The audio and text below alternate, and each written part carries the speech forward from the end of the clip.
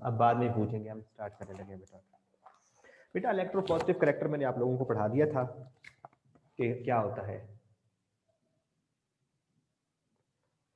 Electro positivity and ionization energy.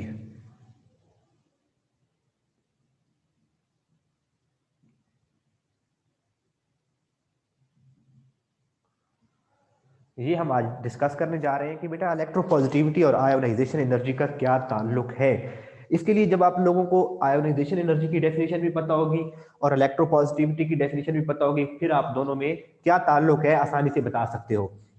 Electropositivity हमने कल पढ़ा था कि बेटा ये एक मेटल है, वो जितनी आसानी से अपने इलेक्ट्रॉन लूज करती है हम कहते हैं उसकी इलेक्ट्रोपॉजिटिविटी उतनी ज्यादा है। एक मेटल जितनी आसानी से इलेक्ट्रॉन लूज करती है उसकी इलेक्ट्रोपॉजिटिव करैक्टर उतना ज्यादा है, उसका मेटेलिक करैक्टर उतना ज्यादा है। और आयोनाइजेशन एनर्जी क्या है कि इस इलेक्ट्रॉन को निकालने के लिए, इस एटम से इलेक्ट्रॉन को निकालने के लिए जो एनर्जी चाहिए, that is called ionisation energy. अब बेटा ये देखिएगा, मैं दो एटम बनाता हूं, दो स्ट्रक्चर बनाता हूं और दोनों को रिप्रेजेंट करते हैं, हमें समझ आ जाएगी कि इलेक्ट्रोपॉजिटिविटी और आयोनाइजेशन एनर्जी का क्या ताल्लुक है। सोडियम का एटम है,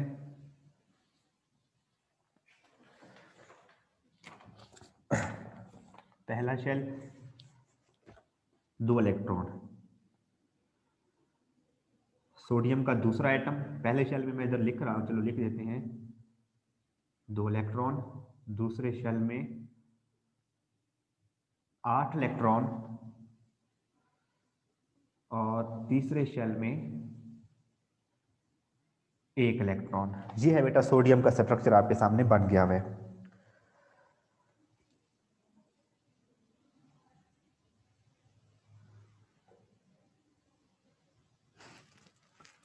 अब बेटा इसके साथ एक और एटम, दूसरा एटम लिखते हैं मैग्नीशियम। मैग्नीशियम का एटॉमिक नंबर 12 है। अब हम ये एक ही पीरियड में मूव कर रहे हैं लेफ्ट टू राइट, और आपको पता है जब लेफ्ट टू राइट मूव करते हैं तो एटम का जो साइज है वो स्मॉल हो जाता है। तो ये मैग्नीशियम, पहले शेल में मैग्नीशियम के भी 2 इलेक्ट्रॉन हैं, दूसरे शेल में मैग्नीशियम के भी 8 इलेक्ट्रॉन हैं, और थर्ड शेल में मैग्नीशियम के 2 इलेक्ट्रॉन हैं।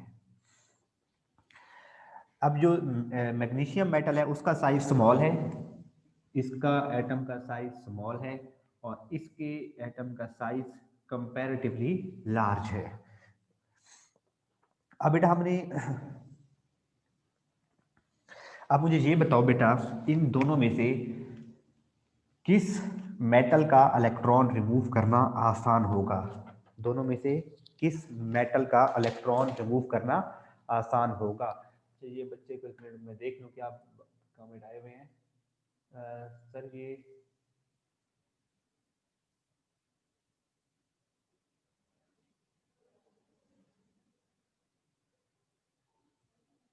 कौन पूछ रहा है? हाँ बेटा क्या पूछ रहे हैं आप?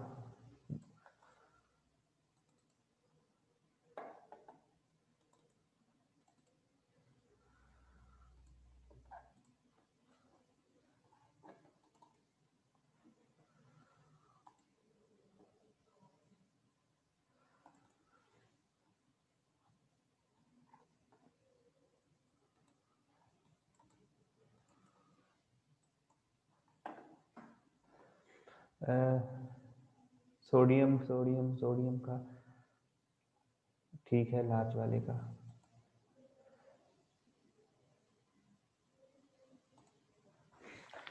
जी बेटा, इसका इलेक्ट्रॉन रिमूव करना आसान है, तो इट मींस इसकी आयोनाइजेशन एनर्जी क्या है? इसकी आयोनाइजेशन एनर्जी लो होगी।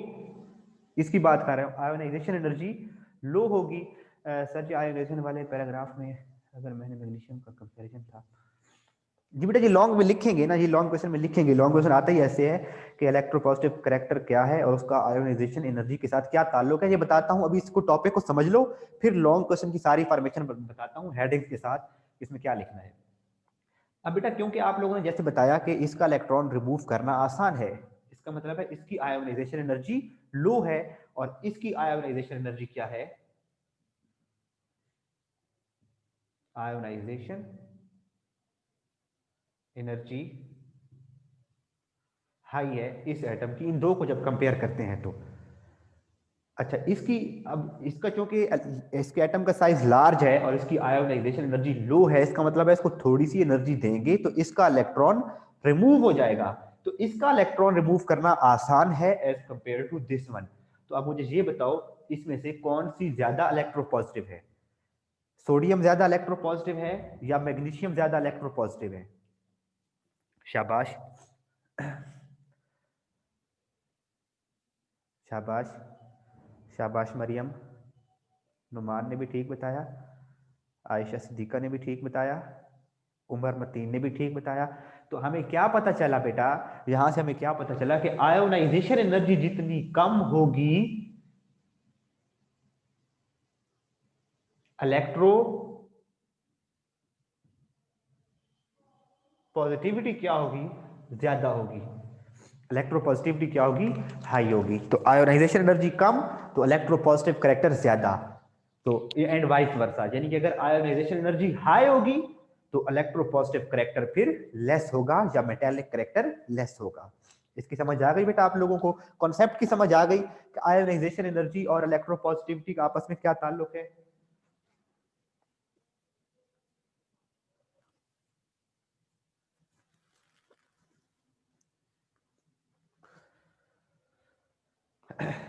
बेटा मुझे ये बता दें कि आयोनाइजेशन एनर्जी और इलेक्ट्रोपॉजिटिविटी का आपस में क्या ताल्लुक है, इस बात की समझ आ गई आप लोगों को?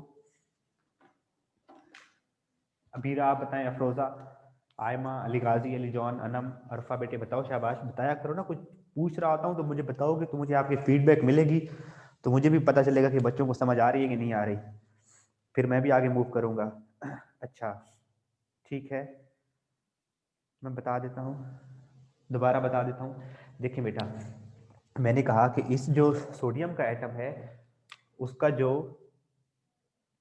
सोडियम का जो एटम है that is large as compare to magnesium. Magnesium का एटम स्मॉल है, क्योंकि जब हम पीरियड में लेफ्ट टू राइट मूव करते हैं तो साइज ऑफ एटम डिक्रीज होता है।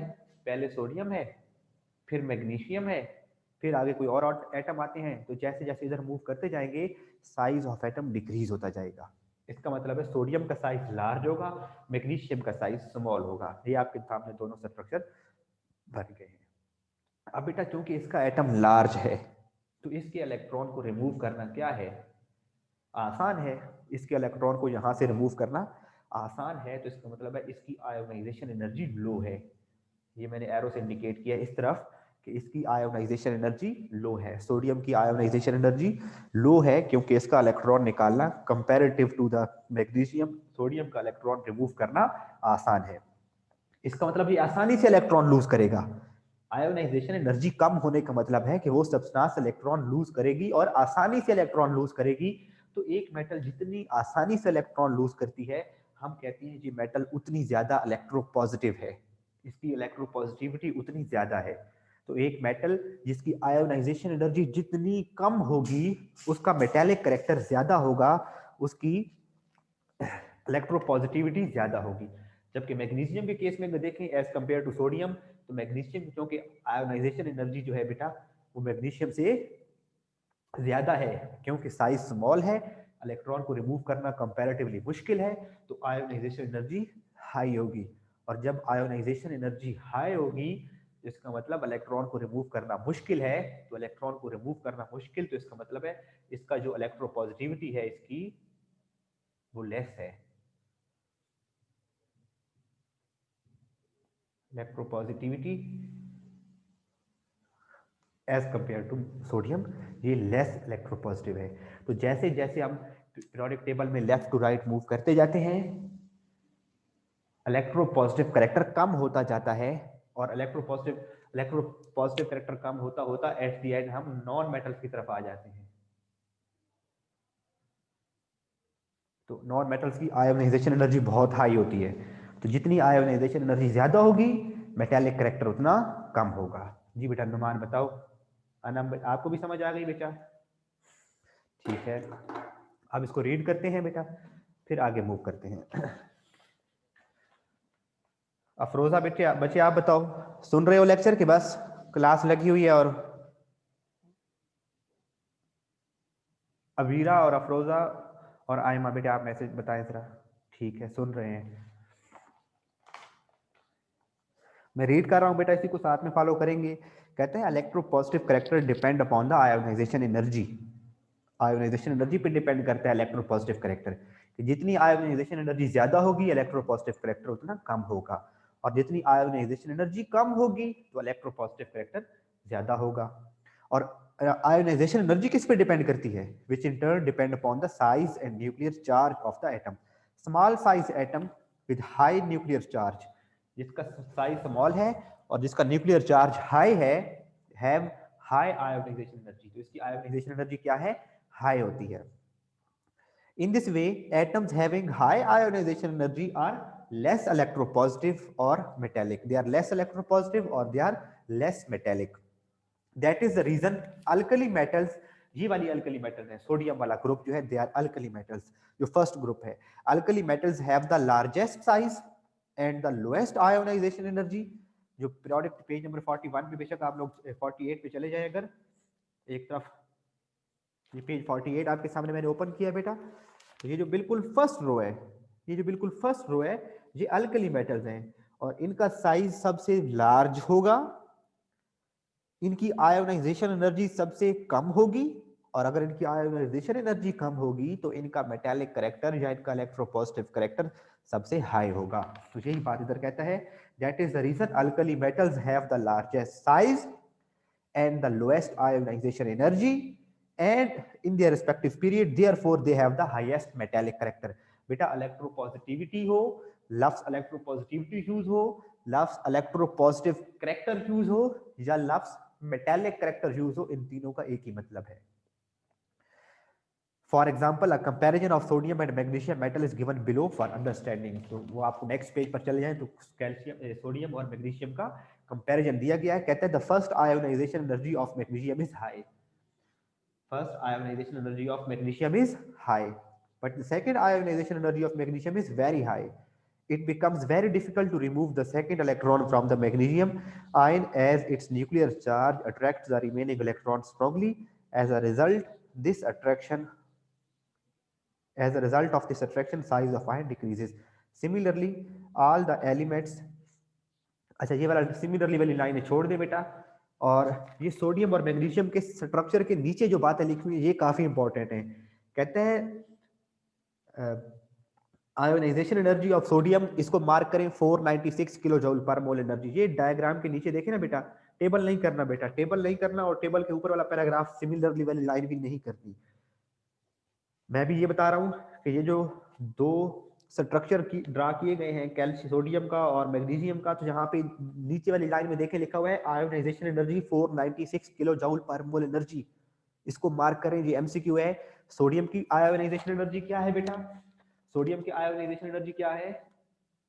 496 किलो जूल पर मोल। And ionization energy of magnesium कितनी है बेटा? मैग्नीशियम की है 738 किलो जूल पर मोल एनर्जी। तो इसकी देखिए कितनी हाई है आयोनाइजेशन एनर्जी। तो ये दो वैल्यूज एमसीक्यूज के लिए बता दिया ना बच्चा, ये दो एमसीक्यूज हैं कि मैग्नीशियम की आयोनाइजेशन एनर्जी कितनी है 738 किलो जूल पर मोल, और जो आयोनाइजेशन एनर्जी ऑफ सोडियम है वो कितनी है 496 किलो जूल पर मोल एनर्जी। तो यहां तक बेटा आप लोगों ने लॉन्ग क्वेश्चन करना है। अब मैं इसकी फाइनल फॉर्मेशन बताता हूँ, इसमें क्या क्या लिखोगे। जी बेटा जैनब बताएं।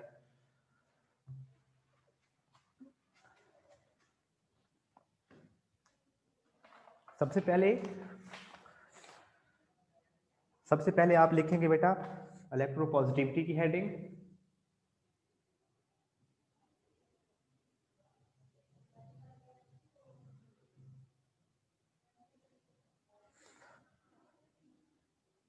जैना बच्चे बताओ आप क्या पूछना चाह रहे हो। इसके बाद इसी को बेटा करोगे एक्सप्लेन। अब बुक अपने सामने रखें। हाँ तो बच्चा यही करवा रहा हूं। बिल्कुल पेज नंबर 140 स्टार्ट में लिखा हुआ है मेटल्स हैव द टेंडेंसी। यहां से शुरू करेंगे। यहां पे आप लोगों ने हेडिंग दी है इलेक्ट्रोपॉजिटिविटी, और मैं रीड कर रहा हूं, यहां तक लिखेंगे। ये इलेक्ट्रोपॉजिटिविटी की हेडिंग में अब ये बातें लिखेंगे जो मैं रीड कर रहा हूं। Metals have the tendency to lose their valence electrons. This property of metals is termed as electropositivity और metallic character।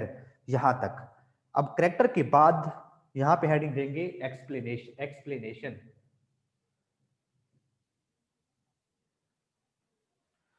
करेक्टर के बाद वहां से हेडिंग आ गई एक्सप्लेनेशन, और एक्सप्लेनेशन में शुरू करेंगे। The more easily a metal loses it's electron the more electropositive it is. The number of electron lost by, ये सारी बातें लिखाकर ये जिंक वाली एग्जांपल तक लेकर चलेंगे। और फिर नीचे आगे खुद ब खुद हेडिंग बनी हुई है trends of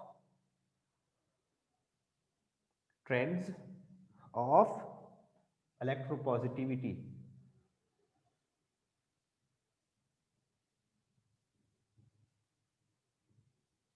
trends of,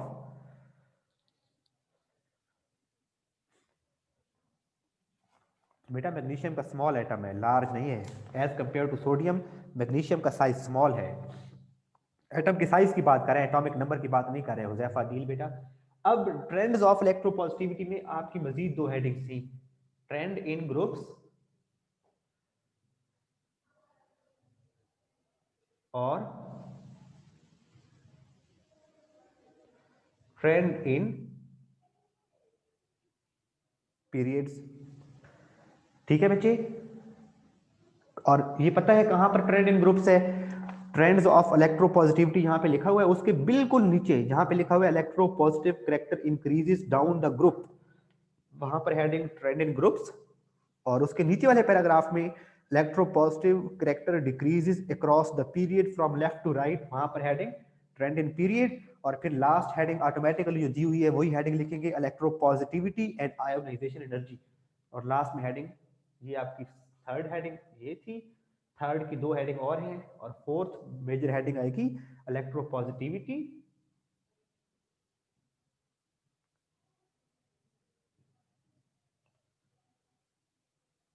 and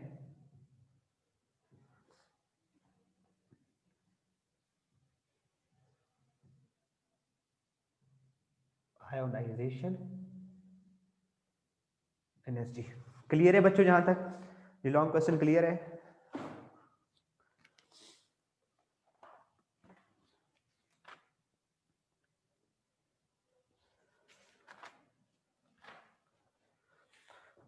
marking भी क्लियर है जैनब?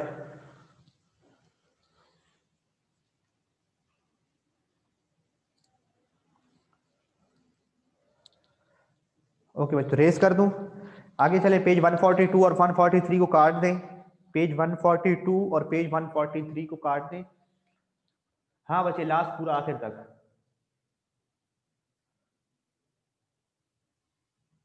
लास्ट हेडिंग बेटा ये पेज नंबर 144 के फर्स्ट पैराग्राफ, डिक्रीजेस तक, डिक्रीजेस तक।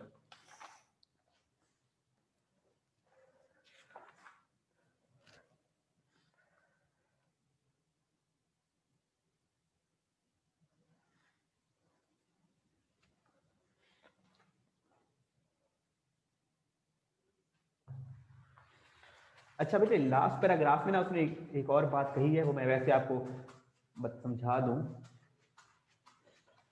कि सोडियम, देखे ना बेटा, सोडियम का तो आखिरी शेल में एक ही इलेक्ट्रॉन है, तो उसकी सिर्फ एक ही आयोनाइजेशन एनर्जी होगी।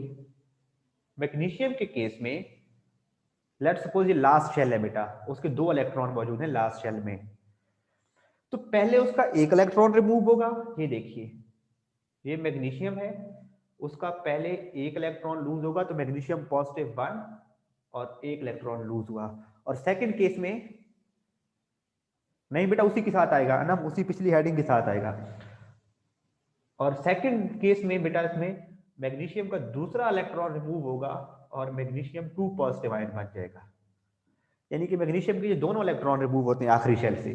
तो पहले इलेक्ट्रॉन को रिमूव करने के लिए एनर्जी चाहिए 738 किलो जूल, और सेकंड को रिमूव करने के लिए एनर्जी चाहिए 1430 1450 किलो जूल पर मोल। तो रीजन क्या है बेटा?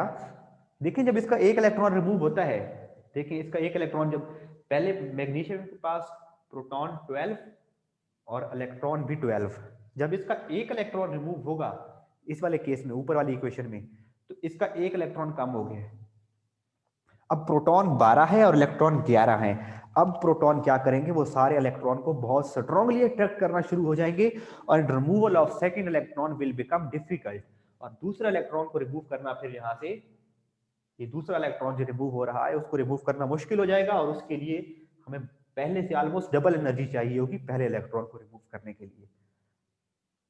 तो वो यही बात कह रहा है कि मैग्नीशियम के केस में भी ऐसा होता है कि पहले इलेक्ट्रॉन को निकालने के लिए एनर्जी चाहिए, अगरचे वो हाई है एज कंपेयर टू सोडियम, लेकिन जब मैग्नीशियम का दूसरा इलेक्ट्रॉन निकालना पड़ता है तो वो और ज्यादा डिफिकल्ट हो जाता है।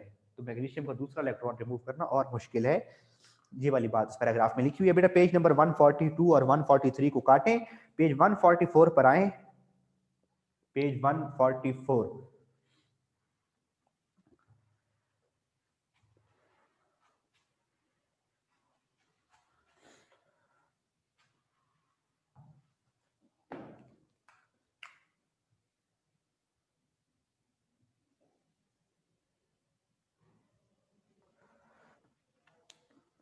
वहां पे बेटा uses of sodium, uses of magnesium and uses of calcium, ये तीन टॉपिक दिए गए हैं। वेरी इंपॉर्टेंट शॉर्ट क्वेश्चन है बेटा, बहुत इंपॉर्टेंट। इस चैप्टर से 4 शॉर्ट क्वेश्चन पेपर में आने थे लास्ट टाइम, और यहां से ज्यादातर चांस होता है कि ये शॉर्ट क्वेश्चन आ ही जाता है बेटा।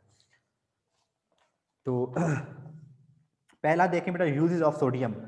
इनके यही है यूनिट नंबर बेटा, वही यूनिट है, पेज नंबर 144 पढ़ रहे हैं, क्या कर रहे हो? लास्ट यूनिट है बेटा, 8वां यूनिट है, आखिरी यूनिट पढ़ रहे हैं। पेज नंबर 142 भी मैंने कहा सिलेबस में शामिल नहीं है, पेज 143 भी सिलेबस में शामिल नहीं है, 142 को भी काट दें, 143 को भी स्किप करें और पेज नंबर 144 पे आए। यूजेस ऑफ सोडियम दिए गए बेटा सबसे पहले। तो sodium potassium alloy is used as coolant in nuclear reactor. Nuclear reactor में जब फिशन रिएक्शन होती है तो उसमें बहुत ज़्यादा हीट प्रोड्यूस होती है, तो उस टेम्परेचर को कंट्रोल करने के लिए कोई ऐसी सब्सटेंस चाहिए जो टेम्परेचर को एब्जॉर्ब करे, ताकि वहाँ टेम्परेचर बहुत हाई ना हो जाए। न्यूक्लियर रिएक्टर में टेम्परेचर बहुत हाई ना हो जाए, तो वहाँ पर सोडियम और पोटाशियम का एलॉय यूज होता है एज आ कूलेंट, ठंडक पैदा करने के लिए।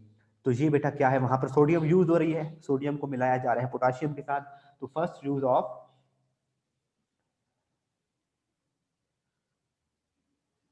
ना बच्चे रहने ना देना, 2-3 दिन है, हमने चैप्टर खींचना है, खत्म करना है बेटा। न्यूक्लियर रिएक्टर क्या होता है? आप बेटा फिजिक्स में पढ़ोगे, 10th क्लास में फिजिक्स में जाके पढ़ोगे एक फिशन रिएक्शन कि एटॉमिक बम का नाम सुना है बेटा? एटॉमिक पावर है, हम भी, हमारे पास भी एटॉमिक बम है। तो उस एटॉमिक बम को एक तो डिस्ट्रक्टिव पर्पस के लिए यूज किया जा सकता है, दूसरा उसको कंस्ट्रक्टिव पर्पस के लिए यूज किया जा सकता है कि उसकी जो एनर्जी है उसको यूज करके बिजली बनाई जाए। तो जी हमारे पाकिस्तान में 2 जगहों पर, एक चश्मा में और एक कराची में, न्यूक्लियर रिएक्टर हैं जहाँ पे न्यूक्लियर पावर को यूज करके बिजली बनाई जा रही है, उसे कहते हैं न्यूक्लियर एनर्जी। तो न्यूक्लियर एनर्जी के लिए यूज करते हैं। तो वो जो वहाँ पे न्यूक्लियस को फिशन रिएक्शन करवाई जा रही है, जहाँ पे एनर्जी प्रोड्यूस होती है, उसको कहते हैं न्यूक्लियर रिएक्टर। दूसरा है बेटा, it is use to produce yellow light in sodium vapour lamps. तो ये सोडियम वेपर लैंप होते हैं बेटा, और उनमें येलो लाइट प्रोड्यूस होती है। तो वो येलो लाइट किसकी वजह से प्रोड्यूस होती है? Because of sodium. तो ये याद रखेंगे बच्चे। थर्ड है, it is used as reducing agent in extraction of metals like TI, titanium है बेटा,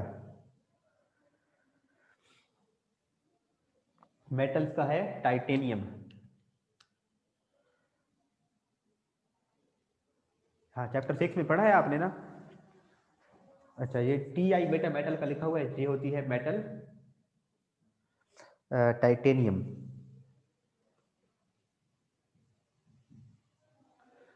और बेटा येलो लाइट, अब इनके इंडस्ट्री में डिफरेंट यूज होते हैं। जब इसको बर्न किया जाता है ना बेटा, सोडियम को जब भी बर्न किया जाता है तो वो येलो लाइट प्रोड्यूस करती है।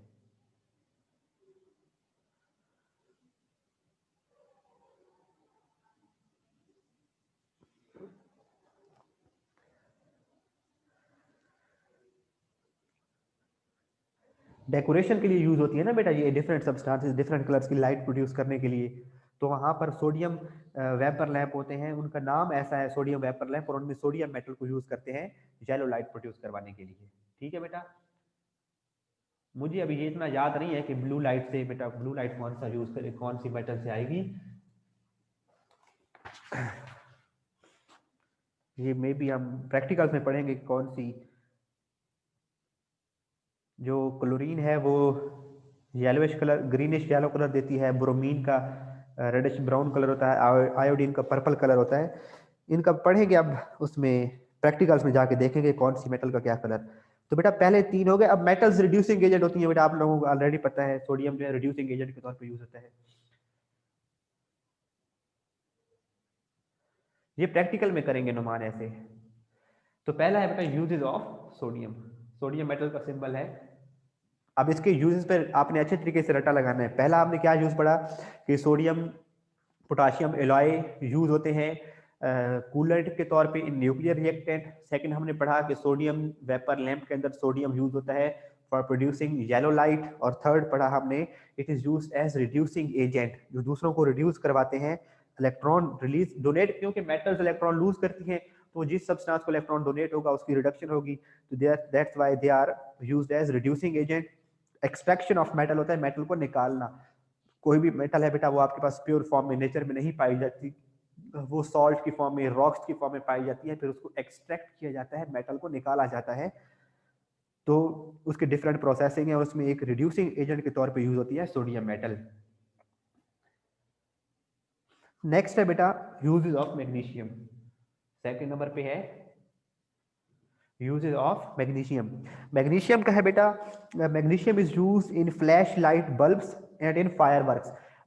कैमरा की जो पुराने कैमरे होते थे ना, बल्कि अभी भी जो डीएसएलआर कैमरे की रात को जो फ्लैश बहुत एक ब्राइट लाइट पड़ती है, तो उसमें जो उसके फ्लैश लाइट है उसमें यूज होता है मैग्नीशियम। क्योंकि जब मैग्नीशियम को बर्न करवाया जाए ना बेटा तो बहुत ब्राइट व्हाइट लाइट प्रोड्यूस होती है जो आंखों में चुभती है, तो वो फ्लैश के जैसे, तो फ्लैश लाइट में यूज होती है बेटा मैग्नीशियम। और उसके अलावा फायर वर्क्स में, ये जो शादी ब्याह पर, ये जो अभी आ रहा है 1 जनवरी आएगा तो आप लोग देखेंगे कि मीनार पाकिस्तान पे वो जो इतनी फायर वर्क्स की जाती है, पैसे ज़ाया किए जाते हैं फजूल कामों में, तो फायर वर्क्स में भी मैग्नीशियम यूज होती है। तो पहला बहुत आसान यूज है कि it is use in the flashlight bulb and in fireworks. Next है it is use in the manufacture of light alloys. Magnesium एक हल्की मेटल है। लाइट एलॉय का मतलब है हल्के एलॉय। अब देखिए जहाज बनाना है तो जहाज अगर बहुत हैवी बना देंगे तो वो तो गिर जाएगा, तो उसको किसी ऐसी मेटल के साथ, मैग्नीशियम को भी उसके साथ मिलाया जाएगा ताकि वो स्ट्रॉन्ग भी रहे, इन्वायरमेंट से खराब भी ना हो और बहुत भारी भी ना हो। तो लाइट एलॉयज बनाने होते हैं जब हल्के, लाइट इन वेट। ये बच्चे लिख लीजिएगा, अक्सर लोग ये समझ रहे होते हैं कि कोई रोशनी वाले एलॉय, रोशनी वाले एलॉय नहीं बेटा, लाइट इन वेट। तो it is used in the manufacturing of light alloys. हल्के लेस इन वेट एलॉय बनाए जाते हैं। और थर्ड है बेटा magnesium ribbon is used in the thermite process to ignite aluminium powder. Thermite process है। अब मैंने आपको बताया कि जब बेटा मैग्नीशियम को बर्न करते हैं तो बहुत ज्यादा हीट प्रोड्यूस होती है, और एक बार मैग्नीशियम को जब बर्न कर दिया जाए इसकी स्ट्रिप को, तो ये खुद ब खुद इसको आग लगती जाती है आगे। तो मैग्नीशियम रिबन क्या है? मैग्नीशियम का पीस है। तो मैग्नीशियम पीस या कह सकते हैं, जब मैग्नीशियम की जो स्ट्रिप है उसको यूज किया जाता है इन थर्माइट प्रोसेस। थर्माइट है बेटा ऐसी ऐसे रिएक्शन जहाँ पे बहुत ज्यादा हाई टेम्परेचर रिक्वायर होता है, तो थर्माइट प्रोसेस में टू इग्नाइट एल्यूमिनियम। अब एल्यूमिनियम जब बर्न होता है बेटा, एल्यूमिनियम पाउडर, तो उसमें बहुत ज्यादा एनर्जी प्रोड्यूस होती है, बहुत ज्यादा हीट प्रोड्यूस होती है। लेकिन प्रॉब्लम ये है कि एल्यूमिनियम को इग्नाइट करना मुश्किल है, उसमें बर्निंग का प्रोसेस स्टार्ट करवाना मुश्किल है। तो पहले उसमें मैग्नीशियम मेटल को बर्न करवाया जाएगा, और मैग्नीशियम मेटल जो है वो इग्नाइट करेगी एल्यूमिनियम मेटल को, तो इस तरह से फिर वो उसको थर्माइट प्रोसेस में एल्यूमिनियम को यूज किया जाएगा। नेक्स्ट है बेटा magnesium is used as anode for prevention of corrosion. तो क्रोजन अभी हमने लास्ट उसमें टॉपिक चैप्टर में पढ़े थे कि हम किसी और मेटल के ऊपर जिस मेटल की कोटिंग करवाना चाहते हैं उसको एनोड बनाते हैं, तो मैग्नीशियम को भी एज अ एनोड यूज किया जाता है for preventing metals from corrosion. और उसके बाद हाँ टाइम खत्म होने वाला है बेटा। फोटो कैसे आती है वो बाद की बातें, प्रोसेस है। आप ये समझ लो कि वो लाइट प्रोड्यूस करने के लिए ना, बहुत ज्यादा लाइट प्रोड्यूस करने के लिए, जहाँ पे अंधेरा होता है तो अंधेरे में फोटो नहीं बन सकता, तो लाइट, ताकि उस ऑब्जेक्ट के ऊपर लाइट पड़े तो उसके लिए फ्लैश लाइट चाहिए होती है। लास्ट है बेटा यूजेज ऑफ कैल्शियम। हमारे पास कितने मिनट हैं? 2 मिनट है जस्ट, 2.5 मिनट, तो हम कैल्शियम के यूजेस भी देख लेते हैं। कैल्शियम का सिंबल होता है Ca। तो कैल्शियम का पहला यूज है, it is use to remove sulphur products from petroleum. तो पेट्रोलियम हाई ऑक्टेन ऑयल आ गया है, उससे बेहतर क्वालिटी के फ्यूल आते जा रहे हैं, उन अंदर होता क्या है कि बेटा जो पेट्रोलियम के अंदर अगर इम्प्योरिटीज को रिमूव करवाया जाए तो फ्यूल की क्वालिटी बेहतर हो जाती है। तो प्रॉब्लम ये था पहले कि पेट्रोलियम प्रोडक्ट्स के अंदर सल्फर मौजूद होती थी, और वो सल्फर जब गाड़ी के इंजन में जाके बर्न होती है तो वो सल्फर डाइऑक्साइड प्रोड्यूस करती है, और sulphur dioxide air pollution cause करती है। तो इस तरह से अब कैल्शियम मेटल को यूज किया जाता है सल्फर को रिमूव करवाने के लिए। कैल्शियम को पेट्रोलियम के साथ रिएक्ट करवाया जाएगा तो उसमें जो सल्फर है वो कंबाइन हो जाएगी कैल्शियम के साथ, और इस तरह से सल्फर को रिमूव करवाया जा सकता है पेट्रोलियम प्रोडक्ट में से। नेक्स्ट है, it is use as reducing agent to produce. अब इसको भी जिस तरह से सोडियम को यूज करते थे रिड्यूसिंग एजेंट टाइटेनियम मेटल की एक्सट्रैक्शन के लिए, तो इसको यूज करते हैं बेटा कैल्शियम को कौन कौन सी मेटल्स के लिए यूज करते हैं रिड्यूसिंग एजेंट टू प्रोड्यूस? पहला है बेटा क्रोमियम, Cr होता है क्रोमियम, यू होता है यूरेनियम, और Zr होता है जिरकोनियम। तो इन मेटल्स को रिड्यूस करवाने के लिए यूज करते हैं कैल्शियम को। तो ये बेटा मेटल के 3 मेटल के यूजेस हैं, बेहद इंपॉर्टेंट, बेहद इंपॉर्टेंट है बेटा, इनको याद करें बेटा। मिलते हैं इंशाल्लाह नेक्स्ट क्लास में, और उसमें हम इनर्टनेस ऑफ नोबल मेटल्स पढ़ेंगे। एक दिन का हमारा टॉपिक वो रह गया, और एक दिन का हमारा रह गया नॉन मेटल्स वाला टॉपिक। उसके बाद में भी जस्ट हमारा एक टॉपिक रह जाए, तो 3 दिनों का हमारा काम रह गया। फिर इंशाल्लाह सिलेबस क्या हो जाएगा कंप्लीट, और फिर हम रिवीजन स्टार्ट करेंगे। दिन में भी उसकी फ्लैश लाइट यूज की जा सकती है बेटा, वो तो अपने कंट्रोल में होती है ना। पेपर क्यों ढूंढते थे बेटा वानिया? ओके बच्चों, अल्लाह हाफिज।